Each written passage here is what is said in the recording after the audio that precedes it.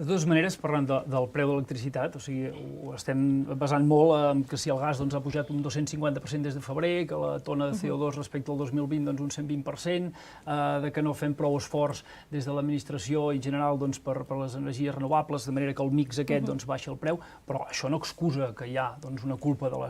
l'oligopoli de les elèctriques, que és un mercat marginal, que és un mercat l'espanyol, ibèric, de fet, no? Però, en fi, que s'hereda... Europeu. Sí, però en el cas espanyol, que s'hereva d'un sistema franquista en què es devien determinats favors a les elèctriques i així s'ha anat evolucionant, i que PP i PSOE en el seu dia privatitzen permetent que es creïn aquí uns oligopolis que a sobre generen unes portes giratòries per quan ministres, exministres i directors i càrrecs després es van a jubilar en els consells d'administració. Per tant, aquí hi ha una perversió que també hem de denunciar, perquè si no el que passa és que veiem que les elèctriques es van enriquint, la gent en general, els autònoms, les pimes, es van empobrint i el govern,